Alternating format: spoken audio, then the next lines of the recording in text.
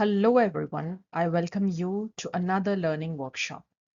In our workshop today, we will learn from a case study I bring to you. This is from my coaching world, and this is a real life scenario, a case study of Sandra, a very typical and a common issue, often overlooked.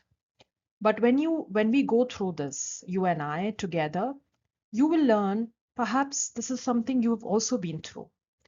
And what could you do to really find your way out? So here's the case. Let's get started and learn along with me. As we begin, let's first understand who are we talking about, which is Sandra in this case. And let's learn a bit about her background. She's a senior analyst right now and has been working for past 7 years. The best part is that she's a high performer.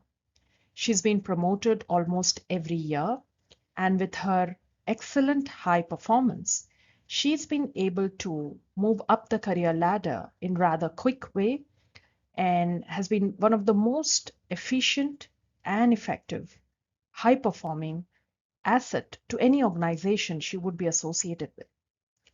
Today, in her title is that she's working as a senior analyst.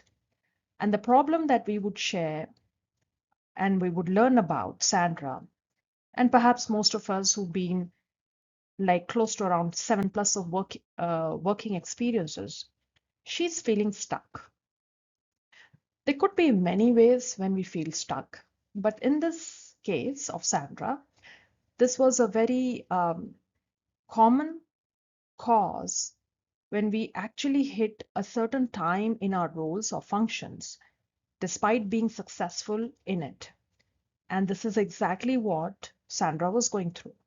She was stuck because, or was feeling stuck because even though she was successful in her past 7 years, she was not really able to make out what does she need to do next as her career grew.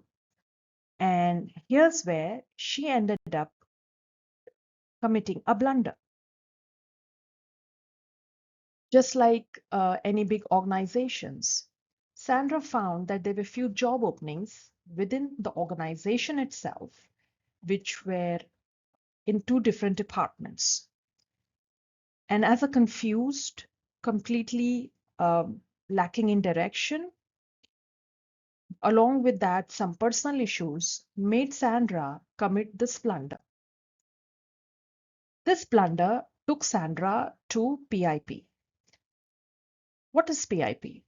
In the parlance of HR and in corporate, PIP stands for Performance Improvement Program. Imagine a person who has a solid track record of 7 years suddenly is put on PIP, Performance Improvement Program, just because she was a bit confused, a little lacking in direction, having some issues at personal front as well. And that ended up she taking an impulsive decision of applying to another department where there were few openings she found that she could explore. Individually, it was wrong on her part of literally moving herself from one industry to another. But from a functional perspective, there was nothing wrong in applying to any of the cross functional job openings that she found. However, in corporate, things do not work the way they are presented or being written or explained. So this really didn't go well with her boss, and her supervisor took the performance appraisal as a tool and a method to not only humiliate Sandra for her impulsive decision, because she came to learn that Sandra has applied and has been exploring job opportunities within the organization and in a different department. So she took hold of this particular method, which is very common where supervisors often use under the garb of a method and a process to give it back to her settle a score with her, and even put her on a PIP, which was a performance improvement program. This further search of job brought Sandra into a very difficult situation. She was neither having a job at hand because she was put on a PIP. And the ruling of PIP is that you are put on a performance improvement program for a few weeks.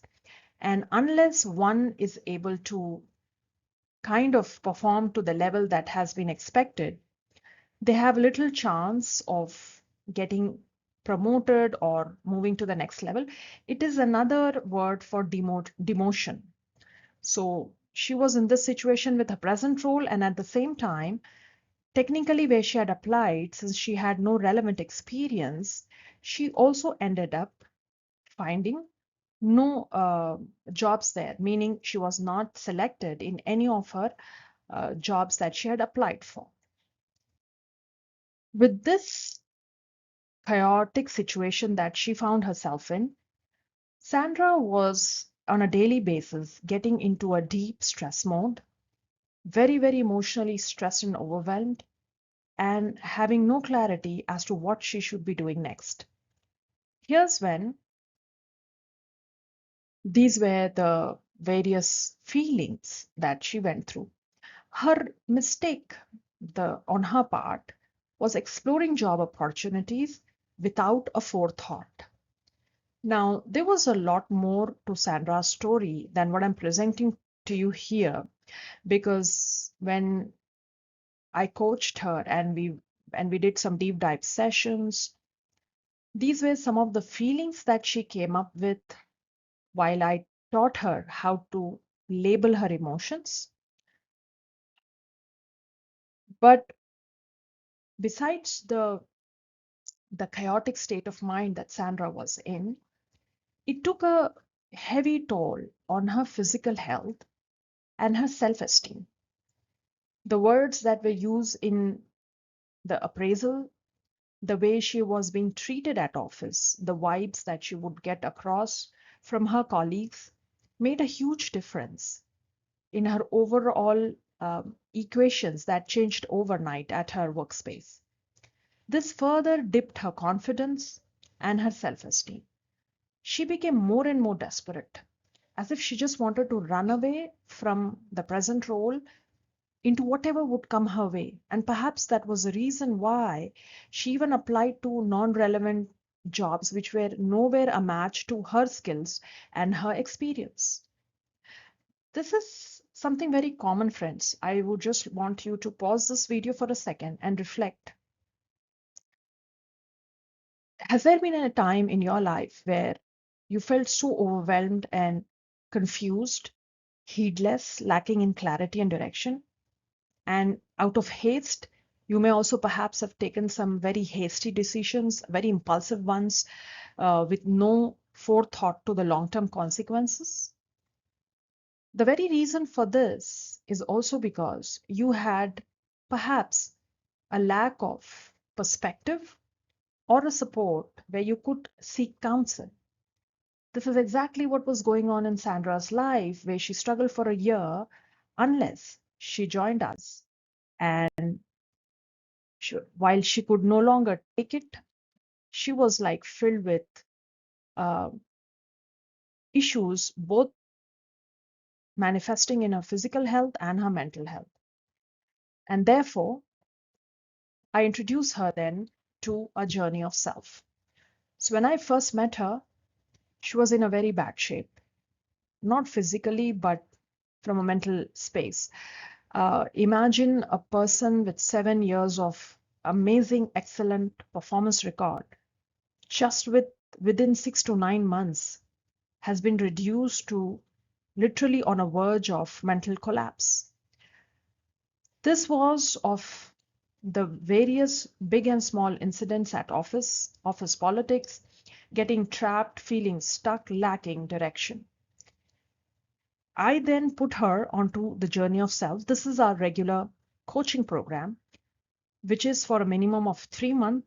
It's a virtual one online, and it is one-on-one, because I believe There are some issues which we are best able to resolve when we work at an individual level, completely customizing and personalizing it to the needs of the person and who's going through it. I did that same for Sandra, and it really helped her. As on today, Sandra has been successfully established her business that goes by the name of her academy, and she is quite successful while she offers solutions in elements that's learning management system. Our 3 month of intensive work not only helped Sandra take a leap of faith, move into a completely new venture that she always had in her mind for the past 5 years, but never could have the courage to create a blueprint and put things in action. But it also helped Sandra filled with a confidence that she was undermining and underplaying her potential for the past several years as a good performer, however, confused and impulsive.